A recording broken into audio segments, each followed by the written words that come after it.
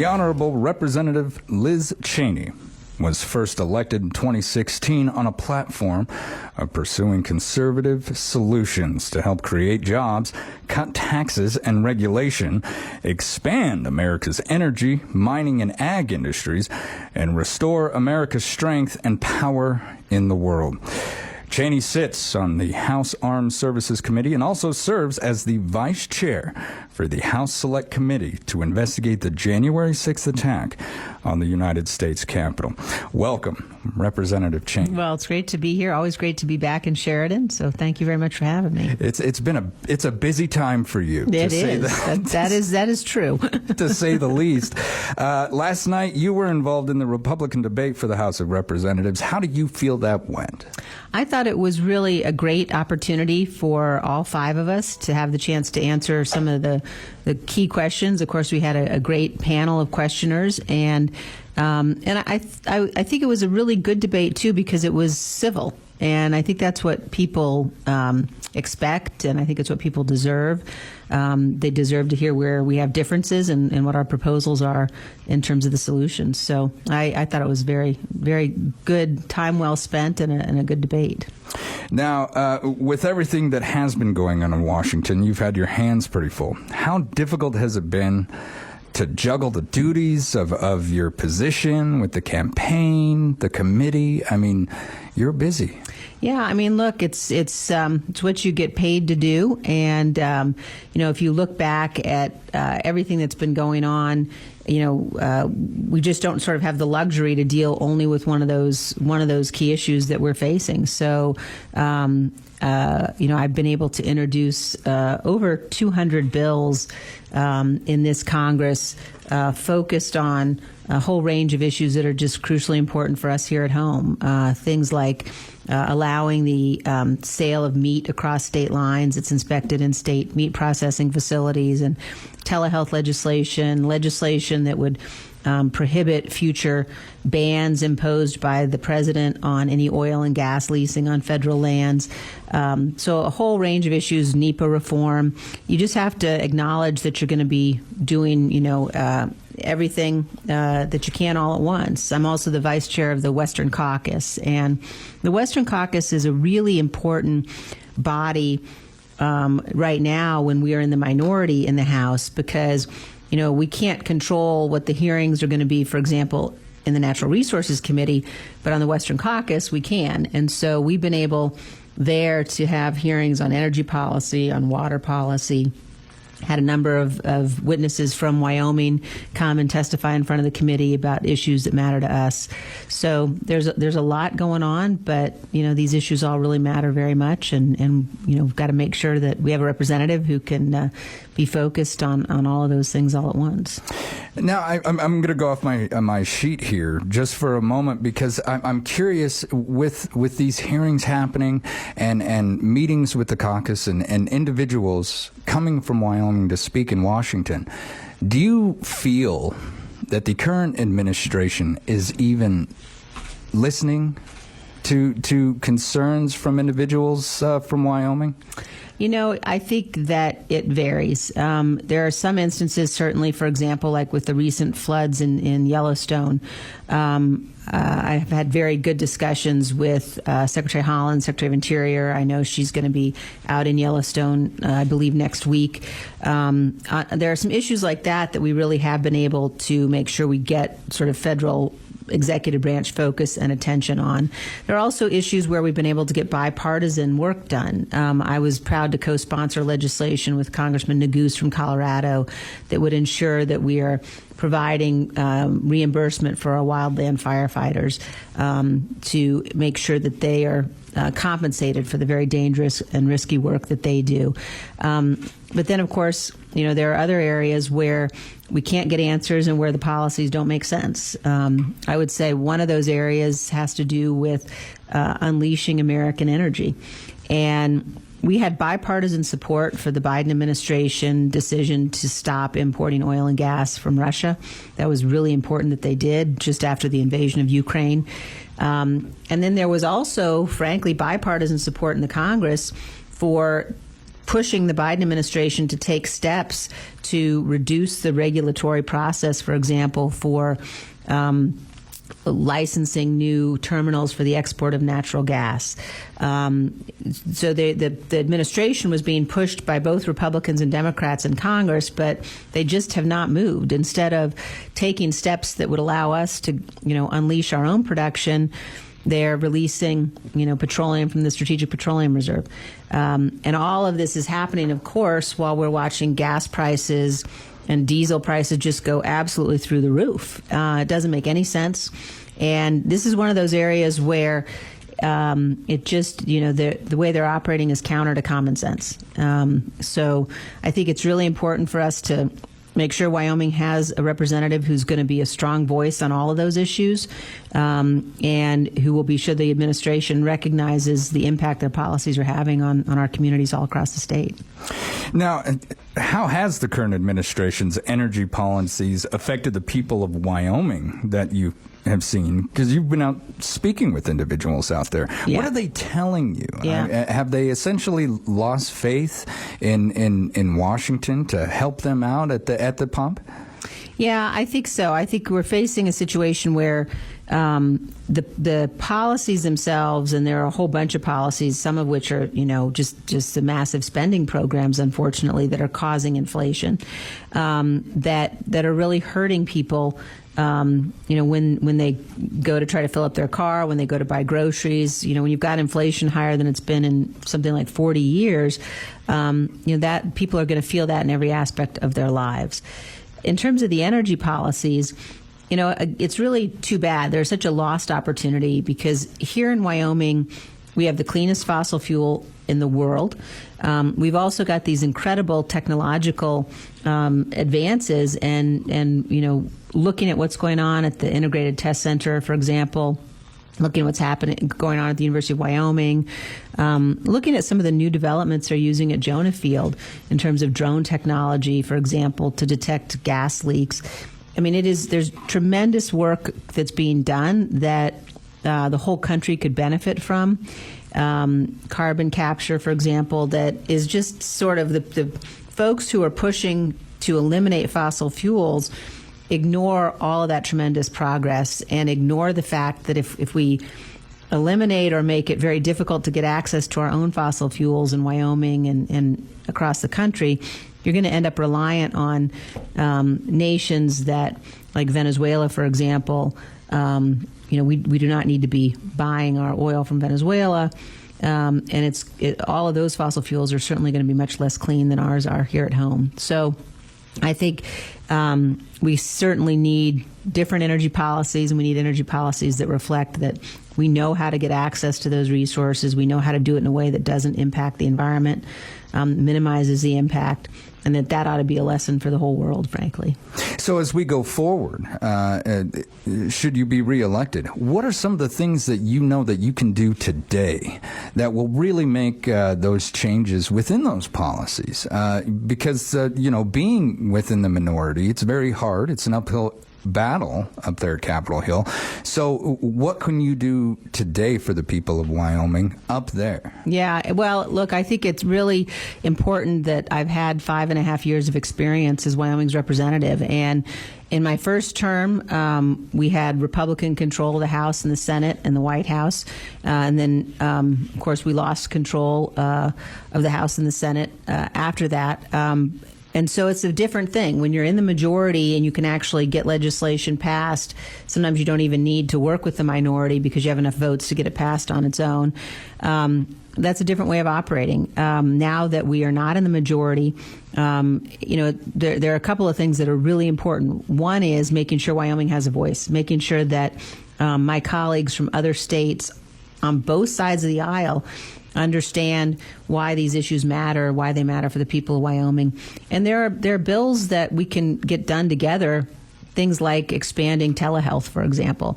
The reimbursement for the telehealth care that we saw, the special rules that were put into place at the beginning of COVID, really made it easier for people all across our state to be able to use telehealth, to be able to consult with their medical care providers. And we need to expand those. That's not a partisan issue. That's something that we really ought to be able to get done and have been able to get done on a bipartisan basis. Looking at things like national security, looking at things like defense. I also serve on the Armed Services Committee, and I'm really proud. Just last week, we had our it's about a 15-hour markup, where we mark up the National Defense Authorization Act, authorizes the funding for America's military. And for 61 years now, we've passed that bill on a bipartisan basis every year. Usually it's unanimous. And that doesn't mean we don't have big arguments and big disagreements. You know, I believe strongly in our nuclear forces, our strategic forces, a huge defender, obviously, of Warren Air Force Base and the importance of Warren Air Force Base. We're going to have the next generation of ICBMs. Warren has been identified as the very first place where we're going to be able to put those new missiles. And so I'm a strong advocate for the strongest national defense possible. Not all of my colleagues on that committee agree with me in terms of, you know, how much money we need to spend or what we should spend it on. But we managed to work out our differences and to have debates and, you know, learn from each other. And I think that the product shows what can be done when we work together. This may seem a bit like a blanket question because a lot of facets go into it. But what have you done in the past, and what can be done in the future to help reduce the tax burden that just seems to increase upon Wyoming residents? Yeah, well, look, I think, you know, we have to be honest, for example, that when people pay what they're paying now at the pump, that's a tax on everybody. So even if the administration doesn't call it a tax, it certainly is a tax. And, you know, my view philosophically and fundamentally is we ought to have low taxes. I think that what we know, if you look historically, that if you want economic growth, if you want job creation, the private sector is the engine of that growth. And so people ought to be able to keep more of what they earn. And we ought to reduce the tax burden on people so that they're able to reinvest, so they're able to create jobs. I think that, you know, we're now in a situation economically where because the Biden administration came in and immediately put in place a whole range of really extensive spending bills. And at the time, you know, I talked to a number of members of the administration at the very beginning when they were proposing this new spending and said to them, you know, how are you dealing with the fact that this is going to create significant inflationary pressure? And they said, well, we're not worried about that. It will, you know, we're going to spend this money over a long enough period of time. You don't have to worry about inflation. And of course, you know, that was absolutely wrong. So I really, you know, believe this is an area of real disagreement but that I have with the administration, and just fundamental. I think that the federal government is too big. I think the federal government ought to be doing just a very few things. One of those is defending the nation. I don't think that the federal government should be in the business of, you know, telling people what kind of health care they can receive or telling parents how they can educate their kids. I think government is best that governs closest to us. And I also think it's best, you know, if in our local communities, if you've got a problem or an issue or a disagreement, you ought to really be able to sort of, you know, walk across the street or walk down the street or pick up the phone. You ought to be able to talk directly to the people that are involved in, you know, passing the laws that we all have to live under. And I think it's, you know, when you get a federal government that's 2,000 miles away, too often thinking, well, one size fits all, that really hurts us in Wyoming. And so I do believe it's one of my most important jobs to be able to say, look, you know, what Wyoming needs is, you know, we need rural broadband, for example. And how can we get that in place? How can we make sure that, you know, we're providing that for all of our citizens? But explaining to people what makes us special, what makes us unique, and the burden that we face here in Wyoming from really overreaching hand of the federal government. Now, China's influence on the global market has been expanding since about 2002 with their development of the capitalist pockets. What are your thoughts on that expansion and growth, and how can the United States remain an industrial leader against socialist ideology competing on a free market like that? We have bills to pay. We have employees and benefits to cover. In many places, they don't. Yeah, it's such an important question. What we've seen with respect to China, in my opinion, is that administrations of both parties got China wrong and thought that if we opened up economically, if we helped them join the WTO, that would force them to have to open up politically, and that we would, be able to work with China, that they'd become part of a community of nations. And that's the opposite of what has happened. We helped them get access to our markets. We helped them become a member of the WTO. And, they have essentially used that space and time to create a massive surveillance state in China. And it's a surveillance state that they want to export around the world. And they're doing it through a whole variety of means. I mean, if you look back at the Olympics that have just passed, they were advertising for athletes arriving in Beijing to use the Chinese cryptocurrency, for example. Well, Chinese cryptocurrency is a surveillance currency. So, it allows the government of China to have access to significant amounts of data and information of anybody who uses it.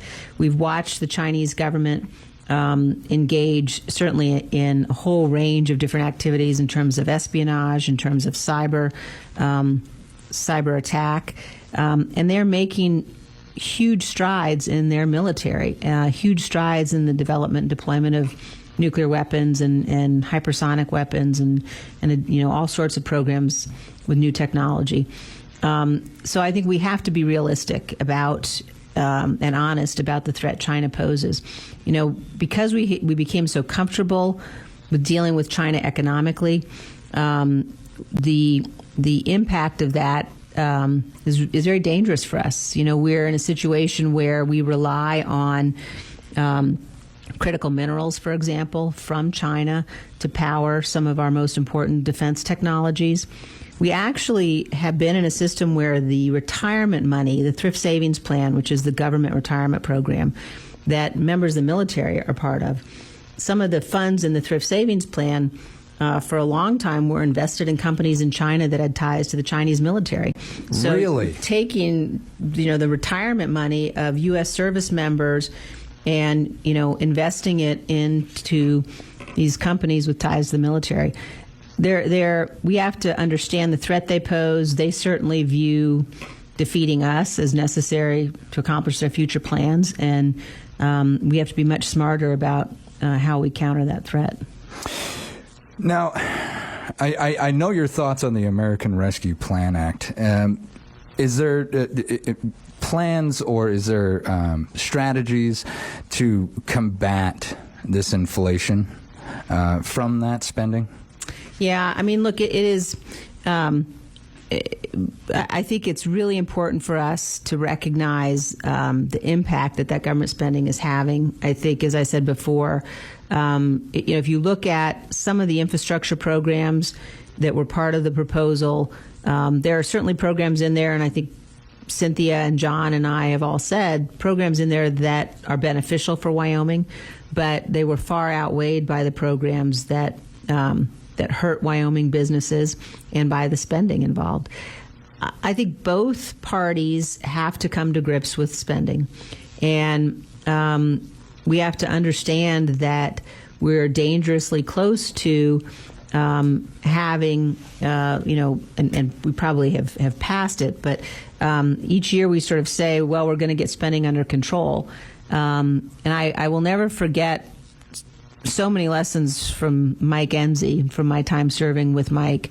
But one certainly was every year when we were debating the budget, Mike would remind John and me that we're having all these debates and battles in Washington about the federal budget, and it was all about over just about 27% of the money that actually gets spent, because all the rest of that budget is mandatory spending that rolls over every year. So it just keeps going and going and going. And we have to find ways to get that under control. One of the things that I think makes a lot of sense is to look at all of that spending that's mandatory and say, let's protect and set aside Social Security, Medicare, veterans benefits, those things we've got to protect. But if you protect that and you say, well, what else are we spending money on every year without even taking a look at it? There's about $1 trillion of programs that just some member of Congress managed to get it approved for mandatory spending. And so it just goes on. And we ought to take that and say, put that over on the discretionary side of the ledger so that we actually have to debate it. We actually have to defend it. And I think Congress is not, it's dysfunctional in many ways right now, but one way certainly is the entire budgeting process. And that leads to this kind of massive spending that is really threatening our economic growth. Now, ma'am, I want to give you an opportunity. What would you say to your critics who have accused you of not representing the people of Wyoming when regarding former President Donald Trump? I would say that Wyoming is a proud conservative state, and I'm incredibly proud. My family's been here for 100 years, and I believe deeply in the values on which our state was founded. I'm incredibly proud to represent the people of Wyoming. And every member of Congress takes an oath. The first day that the new Congress meets, we stand in the chamber of the House and we swear an oath under God, and it's an oath to the Constitution. And that oath has to mean something. So when we have a situation like the one that we faced on January 6th and in the days after, my duty and my obligation is to that oath. And if I were to say, I'm only going to abide by my oath if it helps me politically, then I would be betraying that oath, and I can't do that. So I know that the people of Wyoming believe fundamentally in the truth, and they expect that from their elected officials. And I certainly wouldn't want to be represented by somebody who is only going to uphold the Constitution when it served her political purposes. I think it's fundamentally important all of us as Americans know that there's a reason why we swear an oath to the Constitution. We don't swear an oath to a party. We don't swear an oath to an individual. But it's to that document which underpins everything. Ma'am, I want you to have this opportunity to say whatever you would like to say to the voters of your state. Well, it has been an incredible honor to represent Wyoming for 5.5 years now, and I'm going to work hard to earn every single vote leading up to our primary on August 16th. I'd like to remind people that early voting is already underway, and that it really, really matters, this decision that we make this primary, and that I think it's important for all of us to recognize Wyoming can be a model for the country, a model for the whole world in terms of how to do things right, how to live by our principles, how to keep our taxes low, our government limited, how to put our family at the center of our communities and our lives. So I'd like to ask everyone for their vote, and really just been an honor and a privilege to serve. Ma'am, thank you so much for the time that you've given us today. Thank you. All my best in the upcoming election. I appreciate it. Thanks for having me. Thank you.